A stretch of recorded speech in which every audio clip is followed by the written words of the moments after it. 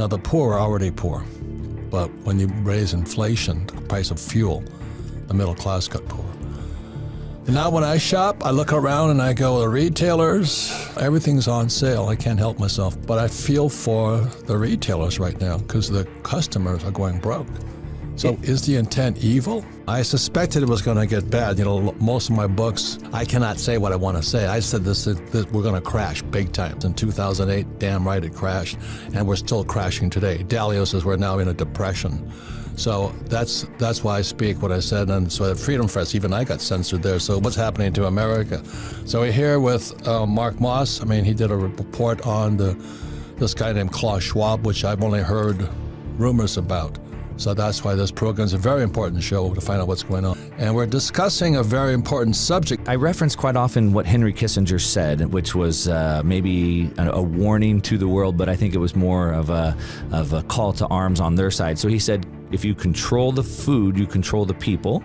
If you control the energy, you control a continent. If you control the money, you control the world. We're running out of food. Per the UN, they say 868 million people could starve to death in the next 24 months. I was on Fox Business 2 weeks ago. They asked me about an article the UN put out, and the UN titled the article, Why It's Good to Be Hungry, why being hungry is good. And they were saying we need people to be starving because there's all these jobs that have to be done that nobody would do unless they were starving. Who said that? It was an article on the UN website. Wow. And like I said, Fox had me on to talk about it. They took it down after half a day because the backlash was so insane.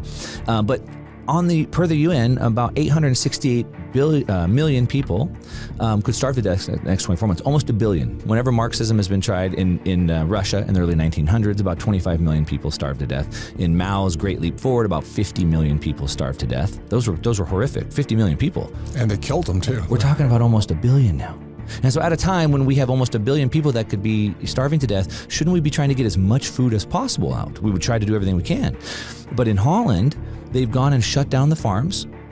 They're trying to take over their land, and they want to take over the farms and stop them from growing not just food, but also raising cattle and meat. It's massive protests are happening in Holland at a time where we need more food. Since 1971, what's happened with the income inequality, the obesity rate, the incarceration rate, the divorce rate, the medium income, debt levels, everything since 1971. Why since 1971? It's the year we got off the gold standard.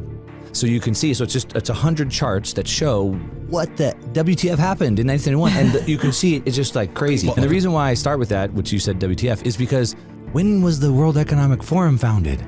And so the whole world went off the rails in 1971. When you distort the money, you get all types of distortions. And one of those is seen like a WTF, a WEF. It was in 1972 I realized what had happened. I was flying in Vietnam, and that's when I went on the gold standard. And I bought my first little Krugerrand in Hong Kong for about $50. People might have heard of something like Davos, where every year the world leaders, a lot of people call them the world elite. I don't like to use that word. They're not elite in anything. None of us would hire them in our business, but the world leaders, the policy makers, if you will, the think tankers, they get together every year in Davos. And so you hear like the Davos man in reference or something. And what their policy is this public-private partnership. It's politicians and business people getting together, public and private, getting together to set policy. So they get together every year in Davos, Switzerland, at the World Economic Forum. And so it was founded by this guy, Klaus Schwab, and he's created this think tank bringing these people together to try to figure out a better way, a more equitable way to run the world. Watch out, anytime you see that word equitable, you know what they're talking about. They're talking about Marxism. And so what he's done is he's just taken the same ideas. You said we haven't seen this before, but of course we have. It's the same ideas being rehashed globally. And so it's just Marxism all over. So they get the world leaders together, the politicians, the public, and the private, and they come together in what he's calling stakeholder capitalism. Stakeholder capitalism. Rothbard said that businesses should focus on profit. He says, no, business shouldn't focus on profit. Business should focus on the community, ESG, environmental, social, governance. We should be equitable.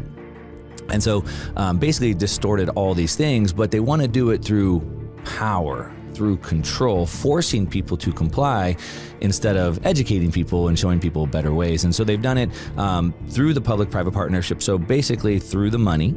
So now if you don't fall in line with what their policies are, no money for you. no investment for you, right? And if these big companies don't follow along with their policies and push these things down, they don't get the funding, and then they basically get pushed out of the city. And so for the last 12 years, I've studied the macro. I learned a concept called wealth transfers. Money doesn't disappear, it transfers. And so when I lost my wealth, somebody else got that. I didn't like that. That's a very good point. And it's happening today. And so I realized there's certain times and conditions where these wealth transfers happen. And so I spent the last 12 years studying these wealth transfers to figure out how do I get on the receiving end instead of being on the receiving end of those things. In the United States, the farmers are being paid not to plant. They're not allowed to plant on some of their land. And they went and they petitioned the Secretary of Agriculture and said, hey, let us plant. We can get more food. And they said, no. It's not in line with our agreement for the Paris Accord, which is the environmental thing, which is what President Trump had pulled us out of. And then Biden's very first day in office, the most important thing he had to do by executive order was put us back into the Paris Accord. So we can't grow food in the United States because of climate change. Holland can't grow food. And now the protests are happening all over the world. And it's even bigger. So like in all throughout Europe, there's an energy crisis going on. Everybody should know that by now. And they don't have natural gas. They're dependent on Russia for natural gas. But we need natural gas in Europe to make fertilizer. And we need fertilizer to grow food. We also need natural gas to process food. What are the three things that what the kitchen service said? So food, and then the next one is the energy. And the next one is? And then the money. Right, and that's what Rickers is talking about. CBDC, central bank digital currency. So Nietzsche says, that which is falling, shall ye also push. And so it's already fallen. The system's crumbling. The financial system is done. Like the EU's on the verge of breaking up. The pigs nations down below, they're done. Germany has lost its position. The energy is too high. So the EU's on the verge of breaking up. Who are the pigs? The Portugal, Italy, Greece, Spain. So the southern nations in the European Union. Italy and Greece have to constantly be bailed out. They don't have any production. Germany's been the production engine of Europe, but now they've become a net importer. The energy prices have gone so high that they can't afford to produce anymore, and they have to import their energy. But why do they have to import their energy? Well, they shut all their nuclear reactors off. Well, over the last decade, they've been shutting them down. And so their energy prices have gone up by 8 times. When next door, France, they still have cheap power because they still have nuclear. So in Europe, they have massive amounts of shale gas like we do in the United States, but they don't want to get it out.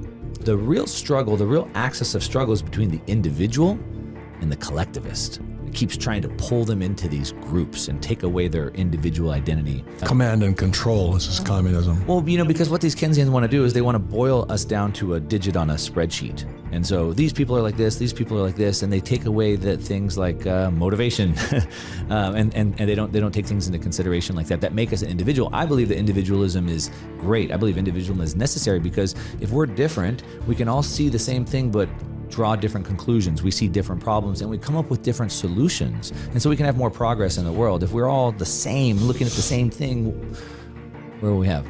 No infinite return. Yeah, it's called free market capitalism, but more important is we're fighting for our freedoms. Yeah. Like I'm afraid to speak up now. Remember during COVID, they were censoring doctors. You couldn't say anything.